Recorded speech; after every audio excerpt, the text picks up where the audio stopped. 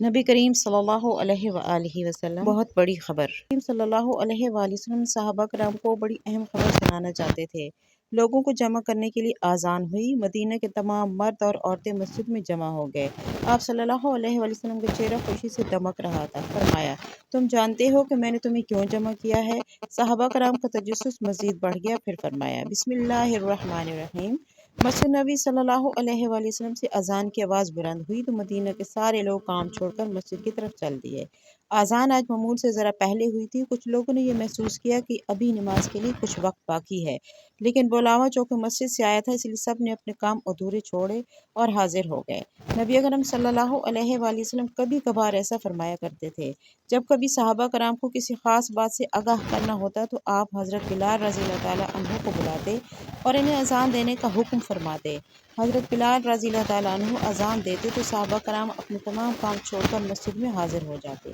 آج بھی کچھ ایسا ہی معاملہ تھا۔ نبی اکرم صلی اللہ علیہ وآلہ وسلم صحابہ کرام کو بہت بڑی اہم خبر سنانا چاہتے تھے۔ لوگوں کو جمع کرنے کے لیے آذان ہوئی۔ مدینہ کے تمام مرد اور عورتیں مسجد میں جمع ہو گئے۔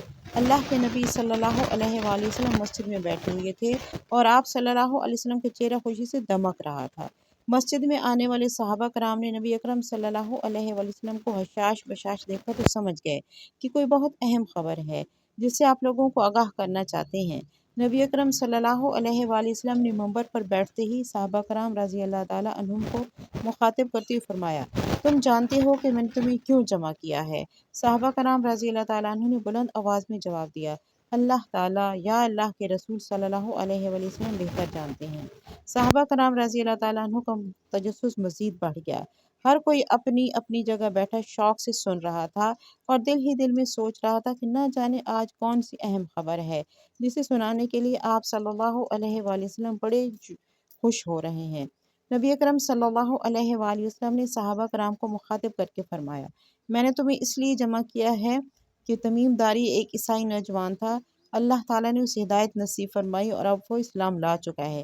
وہ میرے پاس آیا، اس نے بیعت کی اور اسلام قبول کر لیا۔ اس نے اپنی باتوں کے دوران مجھے ایک ایسی بات بتائی جو میں تمہیں بتانا چاہتا ہوں اور تمہیں اکثر اس بات سے خبردار کر چکا ہوں۔ تمیم نے مجھے بتایا کہ مجھے ایک دفعہ سمندر میں سفر کرنا پڑا۔ ہم کل 30 آدمی تھے۔ کشتی سمندر کی موجوں کے تھپیڑے کھاتی لہروں پر تیرتی چلی جا رہی تھی۔ اچانک سمندر میں طوفان آ گیا۔ تیز ہوا چلنے لگی اور پانی کی لہریں اچھل اچھل کر بلند ہونے لگی۔ کشتی کے مسافر پریشان ہو گئے۔ ہر کوئی اپنے اپنے خداؤں کو پکارنے لگا۔ کسی کو کچھ سمجھ نہیں آ رہا تھا کہ کیا کرے۔ سمندر سے اٹھنے والی لہریں ایک سمت کے بجائے ہر طرف سے کشتی کو اپنی لپیٹ میں لے رہی تھی۔ کشتی اپنی منزل سے ہٹ کر سمندر کی طوفانی موجوں کے رحم و کرم پر تھی۔ ایک طرف سے آنے والا پانی کا ریلا کشتی کو اپنے ساتھ بہا لے جاتا تو دوسری طرف اس سے بھی بڑی موج کشتی کو اپنے ساتھ کسی اور سمت لے جاتی۔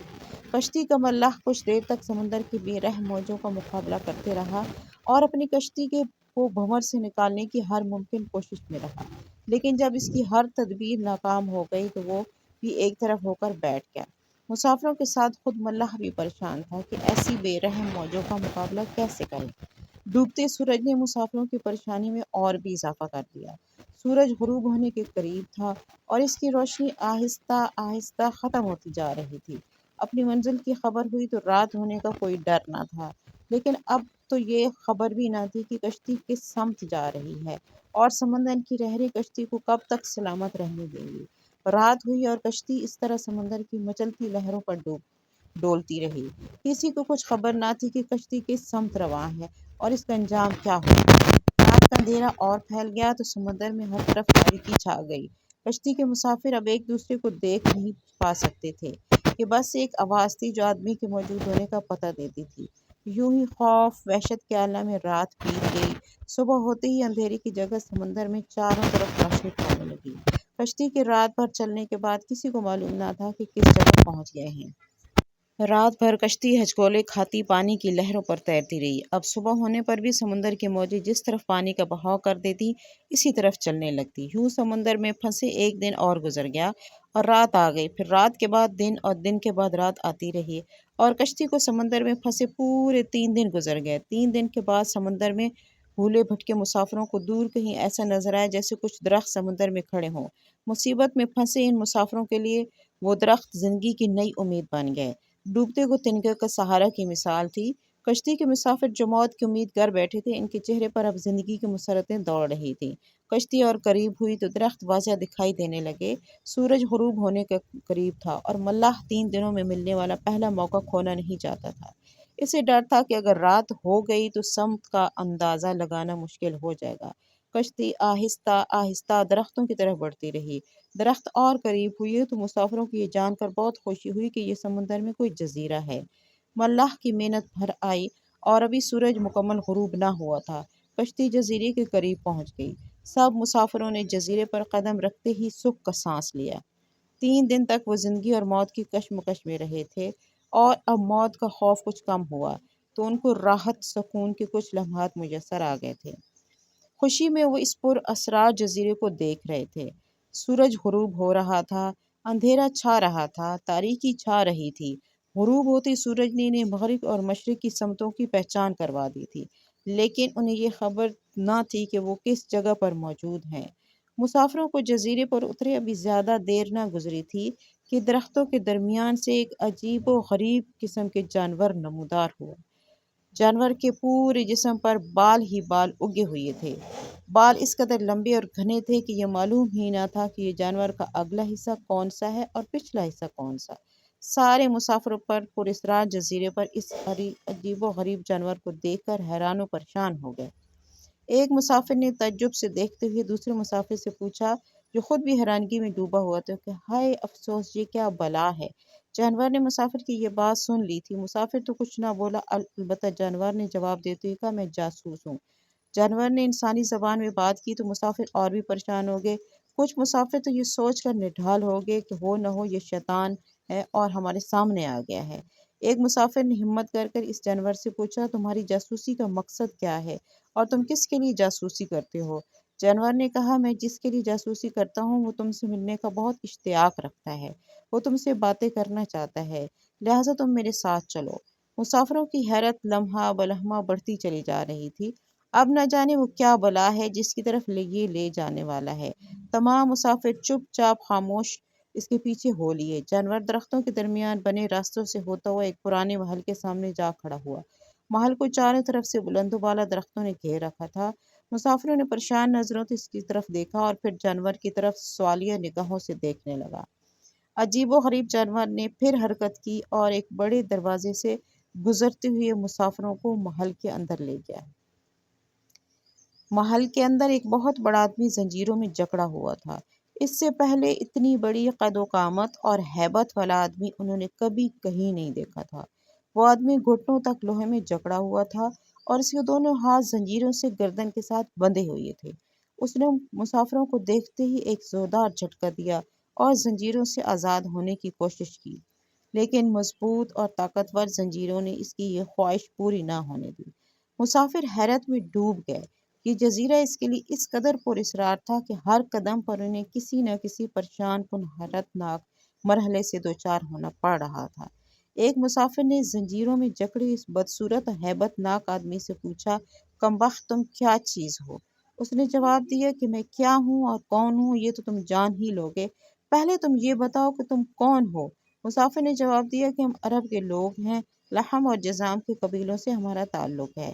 ہم سب سمندر میں سفر کر رہے تھے کہ اچانک سمندر میں طوفان آ گیا اور ہماری کشتی بھنور میں پھنس گئی۔ سمندر میں پھنسے 3 دن گزر گئے، بالآخر ایک روز ہم اس جزیرے پر اتر آئے۔ مسافر کے خاموش ہوتے ہی زنجیروں میں جکڑا ہوا آدمی بولا، مجھے یہ نخلستان کے متعلق تو بتاؤ۔ مسافر نے کہا، ان کے متعلق کیا جاننا چاہتے ہو؟ زنجیروں میں جکڑے انسان نے کہا، نخلستان کے متعلق میں یہ جاننا چاہتا ہوں کہ وہاں کھجوروں پر پھل لگتا ہے کہ نہیں۔ انہوں نے کہا، ہاں پھل لگتا ہے۔ قیدی نے غصے بھرے لہجے میں کہا، خبردار، عنقریب ان پر پھل لگنا بند ہو جائے گا۔ پھر وہ مسافروں سے مخاطب ہو کر بولا، اچھا، طبرستان کے درجاؤں کے متعلق تو بتاؤ۔ مسافروں نے کہا کہ درجہ کے متعلق کیا پوچھنا چاہتے ہو؟ وہ بولا، اس میں پانی ہے۔ مسافروں نے کہا، ہاں اس میں پانی موجود ہے، تو پھر اس کا پانی عنقریب ختم ہو جائے گا۔ اس نے آنے والے وقت کی خبر سے آگاہ کیا اور پھر بولا، مجھے ذرا چشمے کے متعلق کچھ بتاؤ۔ مسافروں نے کہا، کیا پوچھنا چاہتے ہو؟ قیدی نے کہا، یہی کہ چشمے میں پانی ہے کہ نہیں، اور اگر پانی ہے تو پھر وہاں کے لوگ اس پانی سے کھیتی باڑی کرتے ہیں کہ نہیں۔ مسافروں نے کہا، اس میں پانی ہے۔ اور اس پانی سے وہاں کے لوگ کھیتی باڑی کرتے ہیں، زراعت کرتے ہیں۔ پھر قیدی نے پوچھا، اچھا ذرا مجھے نبی صلی اللہ علیہ وآلہ وسلم کے متعلق تو آگاہ کرو۔ مسافروں نے بتایا کہ انہوں نے مکہ سے اپنی دعوت کا آغاز کیا اور اب مکہ سے نکل کر مدینہ میں موجود ہیں۔ قیدی نے پھر پوچھا، کیا وہ عرب کے لوگوں کے ساتھ کوئی لڑائی لڑے؟ مسافروں نے بتایا کہ ہاں۔ پھر پوچھا، عربوں نے لڑائی میں ان کے ساتھ کیا سلوک کیا؟ مسافروں نے کہا کہ لڑائی میں وہ عربوں پر غالب رہے اور بہت سے عربوں نے ان کی اطاعت بھی کر لی ہے، ان کی تابعداری بھی کر لی ہے۔ اب وہ خود کو ان کی تابعداری میں رکھتے ہوئے یہ سنتے ہی غصے سے پھٹکارا اور زنجیروں کو جھٹکا دیا۔ مسافروں کو مخاطب کر کے بولا، اب میں تم کو خود کے متعلق بتاتا ہوں، میں دجال ہوں، اور تمہاری باتوں سے یہ معلوم ہوتا ہے کہ مجھے یہاں قید سے جلد چھٹکارا ملنے والا ہے۔ لگتا ہے کہ وہ زمانہ قریب آ گیا ہے کہ جب مجھے یہاں سے نکلنے کی اجازت ملے گی۔ پھر اس جزیرے سے نکلوں گا اور 40 دنوں میں ساری دنیا گھوموں گا، ساری دنیا کا چکر لگاؤں گا۔ کوئی بستی اور گاؤں ایسا نہ ہوگا جہاں سے میرا گزر نہ ہوگا۔ وہاں مکہ اور مدینہ کے شہروں میں جانا میرے بس سے باہر ہے، مجھے وہاں جانے کی اجازت نہیں۔ میں دونوں شہروں میں داخل ہونے کی کوشش بھی کروں گا تو میرے آگے فرشتے رکاوٹ بن جائیں گے، آڑ بن جائیں گے، ان کے ہاتھوں میں تلواریں ہوں گی اور وہ مجھ سے لڑیں گے۔ صحابہ کرام رضوان اللہ تعالیٰ علیہم اجمعین بڑے انہماک سے نبی اکرم صلی اللہ علیہ وآلہ وسلم کی زمانی حضرت تمیم داری رضی اللہ تعالیٰ عنہ کی اس پر اسراء جزیرے پر دجال سے ملنے کی داستان سن رہے تھے۔ نبی اکرم صلی اللہ علیہ وآلہ وسلم منبر پر بیٹھے بیٹھے لاٹھی اٹھائی اور اس کو زور سے منبر پر مارا۔ صحابہ کرام اس دلچسپ داستان میں کھوئے ہوئے تھے۔ وہ لاٹھی کی آواز پر متوجہ ہوئے تو نبی اکرم صلی اللہ علیہ وسلم فرمایا، طیبہ یہی ہے، طیبہ یہی ہے، طیبہ یہی ہے۔ طیبہ سے مراد مدینہ منورہ ہے اور دجال اس شہر میں داخل نہیں ہو سکتا۔ کیا میں تمہیں پہلے سے اس دجال کے متعلق آگاہ نہیں کر چکا؟ صحابہ کرام نے جواب دیا، ہاں یا رسول اللہ صلی اللہ علیہ وسلم، بالکل، آپ پہلے ہی اس کے متعلق آگاہ کرتے رہے ہیں۔ نبی اکرم صلی اللہ علیہ وآلہ وسلم نے فرمایا، تمیم داری نے جب یہ بات مجھے بتائی تو اس فتنہ دجال کا ایک ہی حصہ تھا جس کے متعلق میں تمہیں آگاہ کرتا رہتا ہوں، اور یہ جان لو کہ کیا میں تمہیں شام یا یمن کے سمندر میں ہے کہ نہیں، بلکہ وہ مشرق کی طرف ہے۔ نبی اکرم صلی اللہ علیہ وسلم نے اپنا ہاتھ مشرق کی طرف کیا، مشرق کی طرف بحر ہند ہے، اور حضرت تمیم داری رضی اللہ تعالیٰ عنہ کی کشتی طوفان میں پھنس گئی۔ جس پر اسراء جزیرے پر پہنچ گئی تھی وہ اس بحر ہند میں کہیں ہے۔ اس پر اسراء جزیرے میں جہاں دجال قید ہے، اس کے متعلق حضرت تمیم داری رضی اللہ تعالیٰ عنہ کے بعد اب تک کوئی نہیں پہنچ سکا، اور نہ ہی کوئی اس پر اسراء جزیرے کے متعلق کوئی خبر ہے۔ حضرت تمیم داری رضی اللہ تعالیٰ عنہ حضرت عیسیٰ علیہ السلام کے مذہب کے ممتاز عالم تھے اور انجیل پر پوری دسترس رکھتے تھے، لکھنا پڑھنا جانتے تھے۔ زمانہ جاہلیت میں نیک فطرت، غریبوں کے محتاجوں کے سہارا تھے، یہود و نصارہ کے ممتاز علماء میں سے تھے۔ آپ رضی اللہ تعالیٰ عنہ کو شمار ہوتا تھا۔ ابن حجر رحمۃ اللہ علیہ نے تہذیب التہذیب میں لکھا ہے کہ وہ کتاب عہد قدیم اور جدید کے ماننے والوں میں سے تھے، اس وجہ سے یہود و نصارہ دونوں ان کو اپنے علماء میں شمار کرتے تھے۔ آپ بہت ہی ذہین تھے، جو کچھ پڑھتے تھے ازبر کر لیا کرتے تھے۔ آپ کی طبیعت میں عز و انکسار کوٹ بھری ہوئی تھی، ریاکاری، نمود و نمائش سے سخت نفرت تھی، ظاہر و باطن شفاف تھا، ذی شعور اور معاملہ فہم تھے۔ مکہ اور مدینہ کے لوگ تجارت کے سلسلے میں اکثر ملک شام جاتے رہتے تھے۔ ان سے آپ صلی اللہ علیہ وآلہ وسلم اور آپ صلی اللہ علیہ وسلم کی دعوت توحید کا حال سن کر ان کے دل اور ضمیر نے آپ صلی اللہ علیہ وسلم اور آپ صلی اللہ علیہ وآلہ وسلم کی دعوت کی صداقت کی گواہی دی اور وہ حق کی جانب مائل ہو گئے، تاہم عرصہ تک انہیں آبائی وطن سے باہر نکلنے کا موقع نہ ملا۔ سن 9 ہجری میں اپنے بھائی نعیم کے ساتھ مدینہ طیبہ آئے اور نبی اکرم صلی اللہ علیہ وآلہ وسلم کی خدمت اکثر میں حاضر ہو کر شرف با اسلام ہو گئے۔ متاخر الاسلام ہونے کے باوجود ان کا شمار فضلہ صحابہ کرام میں ہوتا ہے۔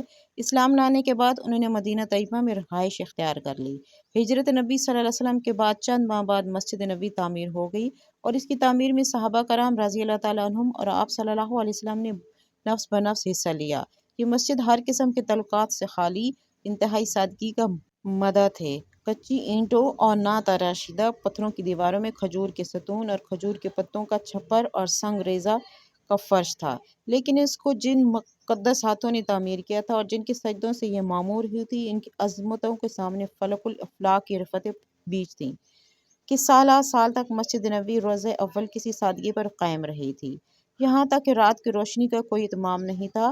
صحابہ کرام چاند یا ستاروں کی روشنی میں نماز ادا کرتے تھے۔ البتہ کبھی کبھی صحابہ کھجوروں کی شاخوں میں مشعلیں جلایا کر آتے تھے۔ ابن کثیر نے لکھا ہے کہ حضرت تمیم داری رضی اللہ تعالیٰ عنہ ملک شام سے مدینہ طیبہ آتے وقت اپنے ساتھ کچھ قندیلیں اور ان میں جلانے کا تیل اپنے ساتھ لائے۔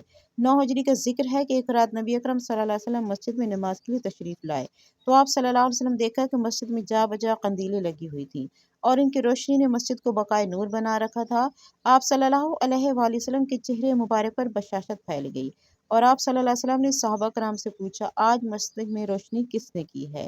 انہوں نے ایک نہایت ہی پاکیزہ صورت اور خوش پوش صاحب کی طرف آپ صلی اللہ علیہ وآلہ وسلم نے ان کے کام پر بے حد خوشی کا اظہار فرمایا اور ان کے لیے بہت ہی دعائیں کی اور فرمایا کہ اگر میری کوئی بیٹی ہوتی تو میں اس کا نکاح روشنی کرنے والے اس شخص سے کر دیتا۔ اس وقت مسجد آپ صلی اللہ علیہ وآلہ وسلم کے چچا زاد بھائی حضرت نوفل بن حارث بن عبد المطلب بھی موجود تھے۔ انہوں نے فوراً عرض کیا، یا رسول اللہ صلی اللہ علیہ وسلم، میری بیوہ لڑکی ام المغیرہ موجود ہے، اگر آپ صلی اللہ علیہ وسلم چاہیں تو ان کا نکاح ان صاحب سے کر سکتے ہیں۔ آپ صلی اللہ علیہ وآلہ وسلم نے ان کا مشورہ منظور فرمایا اور اس مجلس میں سے حضرت ام المغیرہ رضی اللہ تعالی عنہا کا نکاح کر دیا۔ یہ خوش بخت جنہوں نے سب سے پہلے مسجد نبوی میں باقاعدہ روشنی کا اہتمام کیا اور آپ صلی اللہ علیہ وسلم کو اس قدر خوش کیا کہ آپ صلی اللہ علیہ وآلہ وسلم نے نہ صرف ان کو اپنی دعاؤں سے نوازا بلکہ اپنی بھتیجی کا نکاح بھی ان سے کر دیا۔ حضرت تمیم داری رضی اللہ تعالیٰ عنہ بن اوسداری تھے۔ اللہ تعالیٰ ہمیں صحابہ کرام کے نقش قدم پر چلنے کی توفیق عطا فرمائے، آمین ثم آمین۔ ناظرین، کمنٹ باکس میں اللہ تعالیٰ کے 99 ناموں میں سے ایک نام ضرور ٹائپ کریں۔ اللہ آپ کا حامی و ناصر ہو، آمین۔